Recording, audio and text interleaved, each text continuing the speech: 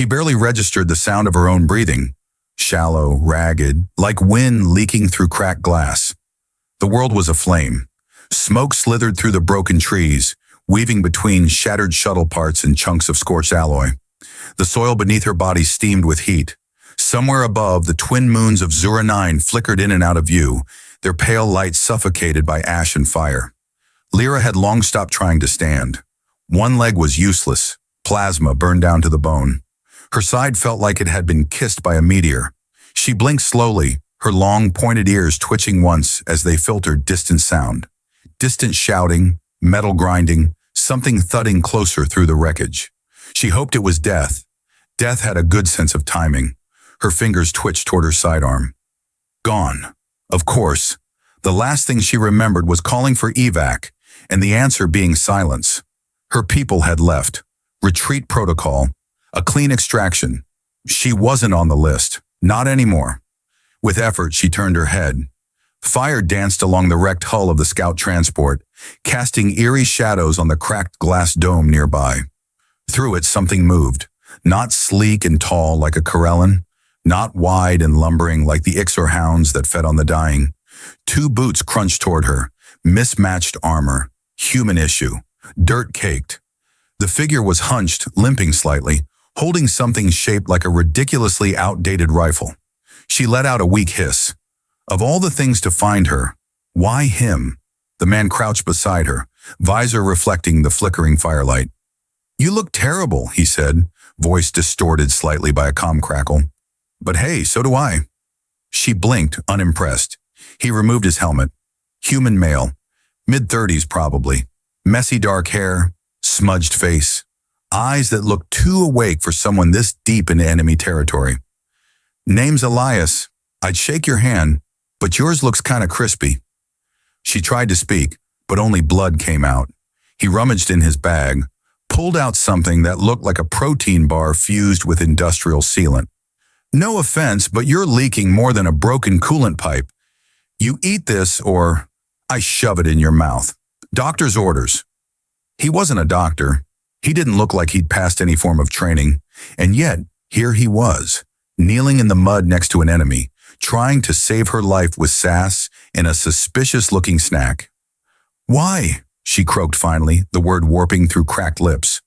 Her translator implant flickered to life with a spark. He paused. The grin slipped.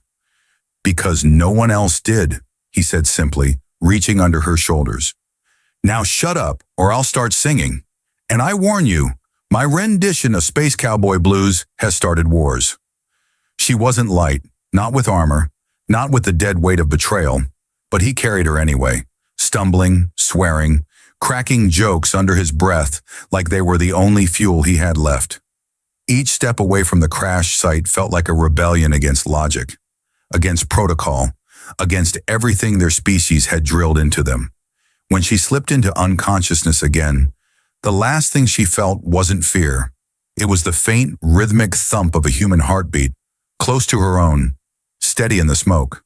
And in that absurd, painful moment, she realized she might not die after all, which was, frankly, very inconvenient. Lyra awoke to the scent of something burnt, and it wasn't her. That was new. Her eyelids peeled back with effort, revealing a curved ceiling overhead, cracked and patched with bits of reflective foil. Dim green lights pulsed weakly from a generator that sounded like it was having an existential crisis. Around her, the remnants of a human recon shelter had been repurposed into a makeshift med bay, or more accurately, a garbage fort pretending to be one. "You're alive," came Elias's voice from nearby. "That ruins my dramatic monologue." She turned her head slowly. He was crouched at a workbench made of crate lids and bent piping, tinkering with a gadget that sparked more than it functioned. His jacket hung off one shoulder like it had given up trying to be useful. A mug steamed beside him, some sort of brew that smelled like melted rubber and regret. "Where?" she murmured. "Safe. For now." "Welcome to Fort Questionable Decisions," he said, gesturing grandly to the tiny shelter. "Population? Yes. Amenities include a broken heater, one med kit with half a bandage, and a charming host who definitely knows what he's doing." She grunted, somewhere between amusement and despair. "Okay, maybe safe is a strong word. Elias admitted, rising and bringing her a small canister. Water. Sort of. Don't ask how I filtered it. I'll just say the socks are clean now. Her fingers closed around the canister. Her strength was returning slowly like a reluctant sunrise. The burns across her side had been dressed with a mixture of human gel and Corellan nanofoam. His doing, clearly. The combination shouldn't have worked, but it had. Why didn't you leave? She asked, the translator implant making her words sound smoother now. Elias scratched his head. I thought about it, but then you made this really dramatic death face, and I figured, nah, can't let her go out like that. Besides, I already stole your translator tech. Might as well stick around and learn how to say something cool in Corellan. Like what? I don't know, something like, I come in peace mostly. Or, sorry I stepped on your ceremonial egg bowl. Lyra gave the tiniest smile. It hurt, but it happened. Elias sat beside her, his boots scraping against the floor. We're about 5 clicks from where your shuttle went kaboom. Still lots of patrols sniffing around, but the drones haven't pinged us yet. I've got a signal scrambler running on that battery over there. Works fine as long as you don't breathe near it. She shifted, groaning. Her long ears twitched, picking up the faint hum of scanning pulses in the distance. They'll find us eventually. Yeah, Elias said, sipping from his questionable mug. But not today. And tomorrow's a whole different problem. Right now, we get you mobile again. You plan to carry me across 5 clicks of hostile terrain with what? Your charm? I was thinking more like that half-busted hover pad outside, he said. I've been fixing it with chewing gum and hope. Pretty sure it'll explode on takeoff, but that's part of the thrill. She studied him a moment. His face wasn't like Corellan men, softer in some ways, but stubborn where it counted. Humans were strange creatures, loud, improvised, full of contradictions. Yet there he was, risking his life to nurse an enemy, back to health using scraps, jokes, and sheer irrational willpower. You're not what I expected, she murmured. Elias raised a brow. What did you expect? A soldier, cold, efficient, dangerous. Oh, I'm plenty dangerous, he said, flexing his bicep, which produced exactly 0 visible muscle. Just ask my old gym instructor. She exhaled. Almost a laugh. Almost. Outside, the wind shifted. The forest beyond the wreckage sighed like a beast sleeping with one eye open. The war still burned elsewhere. But here, for the briefest moment, there was quiet. Rest, Elias said, adjusting the scrap blanket around her. I'll watch the scrambler, and maybe reheat the rations. They're only partly radioactive. She didn't argue. Her eyelids dropped again, not in pain this time, but in peace. And somewhere in the background, Elias began humming off-key. A human tune. It was terrible, but it was hers now too. The 3rd day in the rec shelter began with a bang. Literally. A small explosion sent a plume of green smoke through the corner of the shelter, followed by a string of very colorful human words and the unmistakable clatter of tools hitting the floor. Lyra sat up with effort, wincing at the pull in her ribs. Her wounds were healing faster now, thanks to the makeshift hybrid gel Elias kept calling miracle goo, with far too much enthusiasm. Her muscles still ached, but at least she could walk again. Stagger at least, and frown, which she did generously every time Elias attempted engineering. Elias emerged from the smoke, coughing, his eyebrows slightly singed. Okay, so note to self, Corellan power cells and Earth batteries don't like each other. In fact, they loathe each other. I may have just started an interspecies battery war. She tilted her head. Why were you combining power cells? To make coffee. He held up a scorched cup. Success rate, 0. Explosion rate, higher than I'd like to admit. Despite herself, she chuckled. It made her side hurt again. But she didn't mind. Not as much as before. He grinned at her laugh and gestured toward the clearing outside. Come on, you need air. I need less smoke in my lungs. Let's hobble out together. The forest had begun to reclaim the crash zone. Vines climbed over shattered hull plates. Strange blue moss shimmered faintly across rocks like frost. The alien moonlight filtered through pale leaves that responded to their steps by curling inward. Zura 9's ecosystem was adaptive, reactive. If you stayed still long enough, the trees would probably try to give you unsolicited life advice. They found a spot where a section of their shuttle had crumpled into a natural arch, forming a kind of half-cave. Elias had cleared out a bench-shaped piece of metal and even set up a line of string with tin scraps, which he proudly called a security alarm. When she asked if it worked, he answered, "It sings a little if someone walks through it." Technically, that's an alarm. As they sat in the clearing, Elias pulled out a cracked datapad. "Found something you might want to see?" He tapped the screen until a fuzzy image stabilized. It was a message, distorted by planetary interference, but clearly meant for her. A female voice spoke in hurried Kirilan, the background full of static and distant shouting. Lyra's back straightened. "That's my sister, Nira." "Didn't know you had one," Elias said, watching her carefully. "She's—" Lyra hesitated. "She's command now. High rank. Tactical specialist. Cold like a ship's hull, but loyal." The message flickered again. "If you're alive, we are coming. Signal the beacon. Coordinates locked. Hold on." Then silence. Elias set the pad down between them. "Looks like the cavalry's on its way. That's good, right?" She didn't answer right away. Her eyes searched the treetops like the answer might be written in glowing leaves.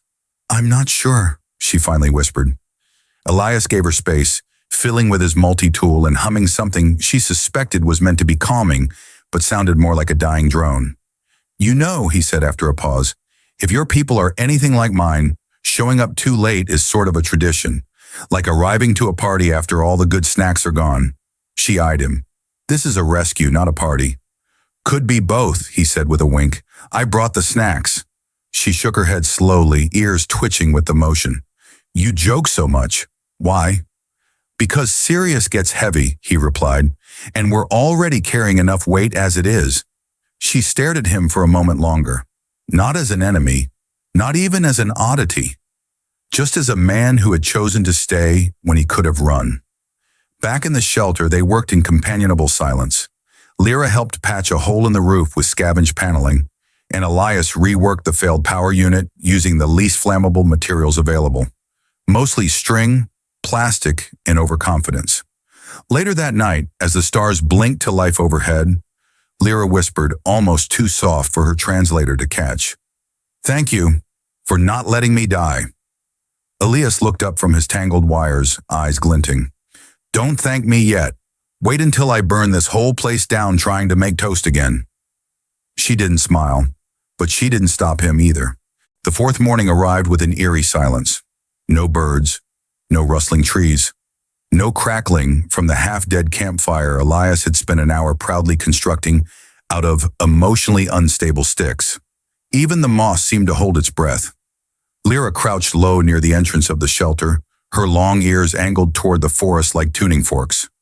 Her eyes scanned the mist that curled between the trunks, silver strands drifting unnaturally. That wasn't natural fog. It was dispersal mist from a recon-class drone, high-altitude type, cloaked, efficient, ruthless. "They're back," she said quietly. Elias didn't panic. He just chewed his last bite of protein bar, vanilla tar flavored apparently, and leaned over her shoulder squinting through the trees. "So, good back or bad back?" "Very bad back." "Well, that answers that. Time to execute plan. Actually, what plan are we on now?" "I stopped counting after Plan G." Elias nodded. "Right, this must be Plan H. H for hide and hope the drones are emotionally distracted." Despite herself, Lyra grinned as she activated her scanner. The readings were clear. 2 drones circling wide, triangulating signals. The signal scrambler was weakening. Elias's bubble of invisibility had been held together by duct tape, sarcasm, and one old harmonica he swore was critical to the circuit. "Help me reroute the feed through the hull mesh," she said, moving fast now. Her strength had mostly returned, though a limp still slowed her. Elias followed without question, rummaging through wires while muttering war chants to himself like, "Come on, you glorious piece of junk! Don't betray me now!" As they worked, something caught her attention, a flicker in the corner of her vision. The old Kirilan distress beacon, which she had refused to activate until now, suddenly blinked to life. Autonomous trigger, proximity override, meaning someone from her species had come within 40 meters. She hissed and dove for the module, deactivating it in a flurry of fingers. "They're here, my people. Ground scouts." "Oh, good. Wait, that's not good, is it? Number, if they find me with you, they won't ask questions. They'll just assume that I'm holding you hostage. Or worse, corrupting your noble alien morals with bad jokes and human cooking." "Exactly." For a beat, they stared at each other. The air pulsed with distant drone wings. The forest held its hush. Elias stood and grabbed his pack. "All right, I'll go." Lyra blinked. "What?" "I'll draw the drones. Lead them away from here. You stay hidden. Signal your people once I'm out of range." Boom. Happy ending. "That's not a plan, that's—" She stopped. He was already wrapping a strip of bright thermal tape to his chest. "They'll see you from orbit." "Perfect. That's the idea." He adjusted his helmet, still dented from his previous attempt at tactical rolling. Lyra grabbed his arm. "You'll die." He looked at her with that maddening calm again. "Maybe, but you won't. And I kind of like the idea of one of us making it out of this dumb forest." She hesitated, and then, without fully understanding why, she unclipped her personal beacon, a slim, elegant device shaped like a crescent, and pressed it into his hand. "If you're doing this, then take this. It'll emit a pulse every 30 seconds. Lead them west. The terrain's jagged. Drones hate uneven footing." He stared at the beacon, then at her. "You sure?" "I'm not sure about anything anymore, except that if you sing while you run, I will find you and shoot you myself." He grinned. "No promises."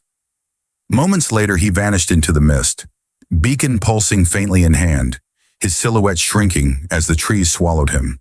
And Lyra remained behind, heart hammering, pulse sinking, not with fear, but with the impossible rhythm of someone who should have been a stranger, but wasn't. The forest was silent again, but this time it wasn't peaceful. It was the kind of silence that held its breath, waiting to see if someone, would return from the other side of the tree line. Lyra stood alone in the shadow of their makeshift shelter, pulse still thrumming from the moment Elias had disappeared into the mist. The beacon she'd given him still pulsed on her scanner, a soft, rhythmic ping moving westward just as planned. So far, the drones were following. So far, he was alive. She paced, ears twitching at every twig snap, every rustle of leaves. Part of her wanted to activate the beacon again, to call in her people, to end this game of shadows once and for all. But another part, the louder, more stubborn part, told her to wait. Just a little longer. For him. She busied herself with repairs. The power relay was fried again. The harmonica-based signal scrambler had melted into a very creative shape. She muttered in Kirellan as she stripped wires and redirected power through an old medical scanner. Improvised circuitry hummed to life. Primitive tool, she whispered to herself, held together by chaos and blind luck. Still it worked. Hours passed. The sky above shifted from pale silver to twilight mauve. She monitored the drones, watched them drift further west, until their signals finally vanished into interference. But the beacon signal, that little rhythmic pulse, stopped too. Lyra froze. Her fingers flew across the scanner's interface, adjusting frequencies, boosting the range, overriding safeguards. No signal, no ping, no Elias. 1,000 possibilities screamed through her thoughts. Captured, killed. Or maybe, just maybe, the beacon had broken. Knowing Elias, that was highly possible. He could ruin a transmitter just by looking at it funny. But still, without wasting another second, she grabbed her weapon, half charged but functional, and slung a satchel of supplies over her shoulder. Her limp was barely noticeable now. Pain was irrelevant. She headed west. The forest grew denser as she moved, the air thicker with bioluminescent pollen that clung to her skin like static.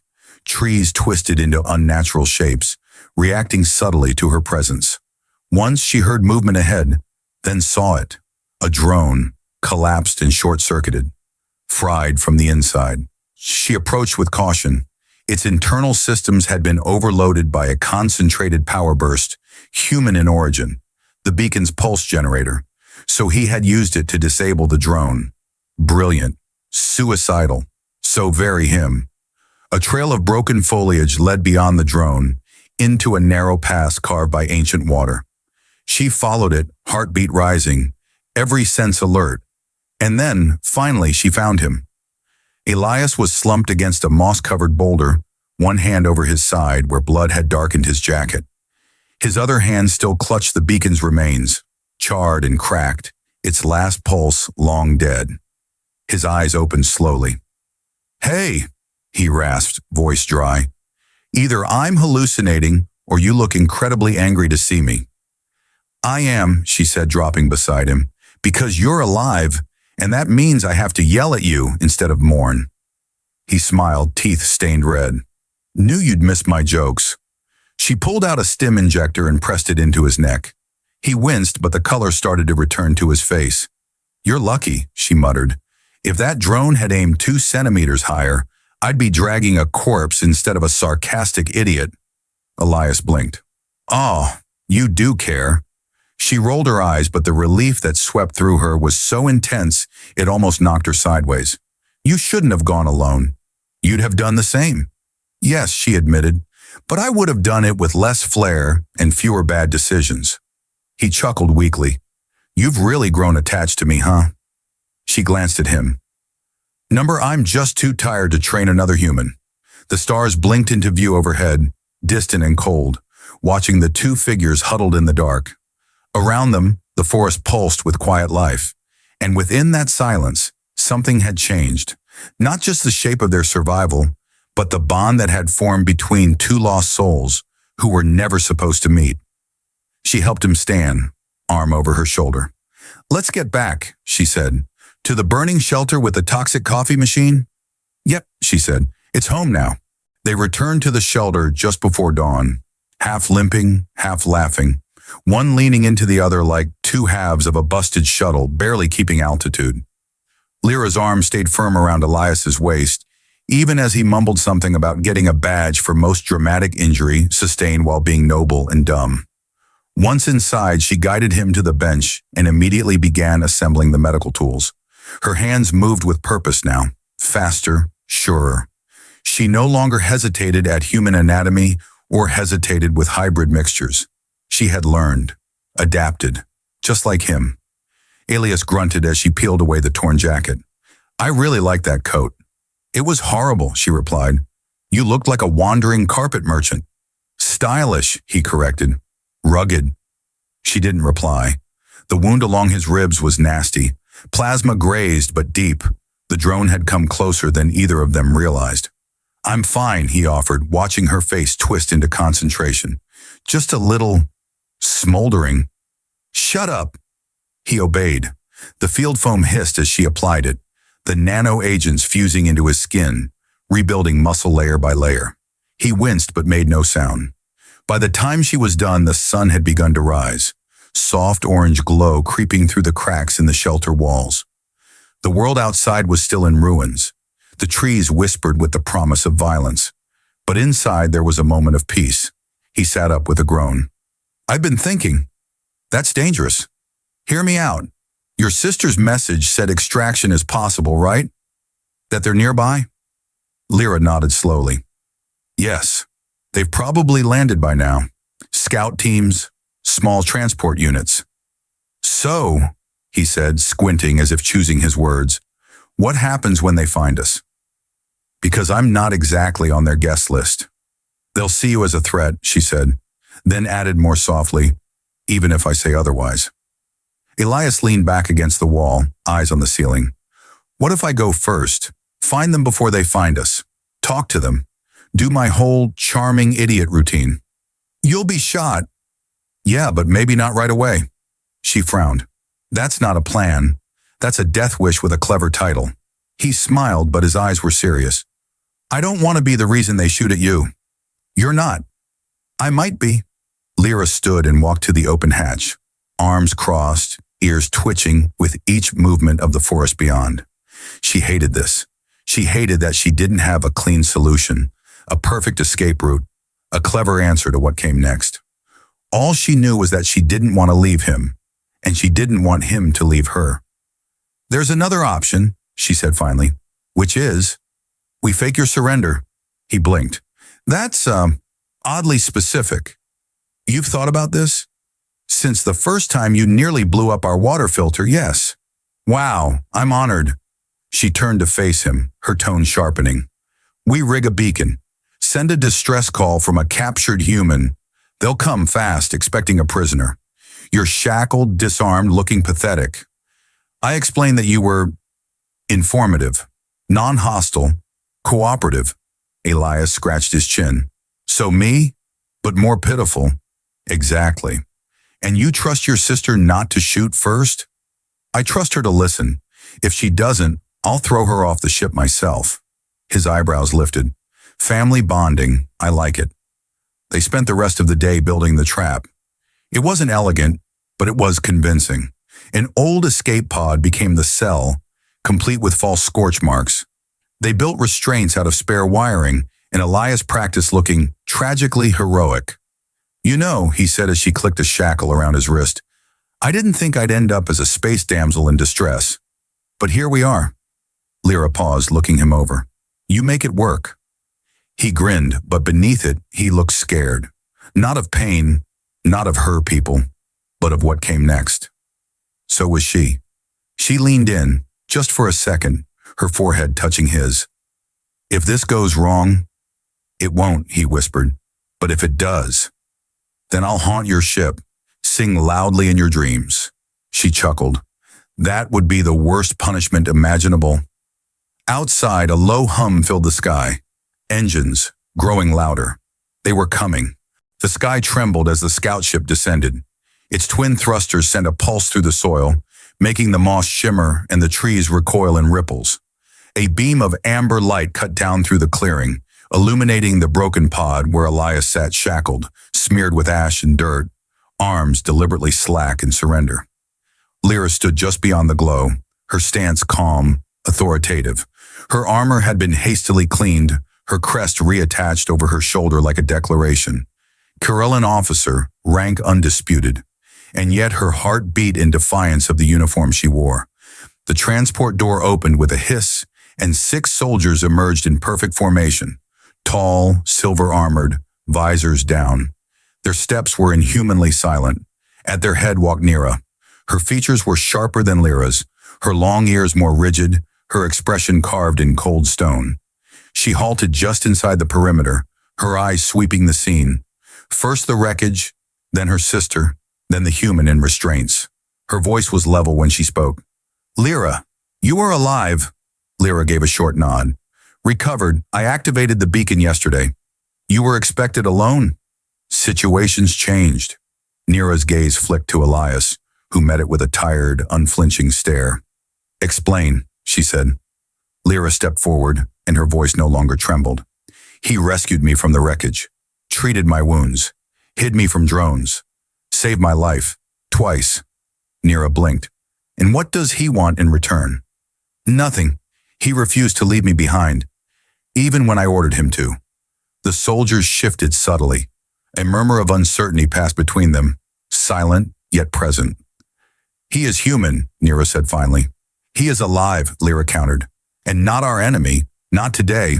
Nira's eyes narrowed. That's not your decision. I outrank you in field protocol now, Lyra said. This is my op, and my testimony is enough to grant him protected custody. A long silence followed. Wind rustled through the leaves. The glow of the ship pulsed in rhythm with the tension. Then Elias cleared his throat. Not to interrupt the sisterly death glare session, but these shackles are really chafing. Nira stared at him like one might regard a malfunctioning toaster that had spoken, but it was enough to break the deadlock. She turned away. Unbind him, escort both aboard. They'll answer to command together. The soldiers moved, unlocking their restraints. Elias stood slowly, rubbing his wrists. He gave Lyra a look, half gratitude, half disbelief. She didn't smile, but her eyes were softer. As they boarded the ship, the silence between them was not heavy. It was full. Elias leaned close, speaking low. So what now? They toss me in a cell until I learn to stop making jokes? Possibly, she said. Or you get assigned as a cultural liaison, or a lab specimen. Great. I've always wanted to be labeled Exhibit A, Unexpected Human. She looked at him. You already are. The ship rose, lifting them through layers of sky until the ground vanished in haze. Through the observation port, the planet below shrank. Green, scarred, but still alive. Elias sat beside her, his hand resting close but not quite touching hers. You going to be okay with all this? I don't know, she said truthfully. My people won't understand what happened, how I survived, why I didn't leave you behind. They'll want to call you compromised. She turned to him. I am, and I'm not ashamed of it. He grinned. You're definitely more stubborn than you were when I found you. You were unconscious when you found me. Semantics. They sat together in silence as stars unfolded around them, bright specks in endless dark. Somewhere behind them, a war still burned. But in this moment, peace lived in the space between two former enemies who had chosen to trust. As the stars grew brighter, Lyra spoke once more, softly. You asked what I expected from a human. The answer used to be very little. And now? She looked at him. Now I know better.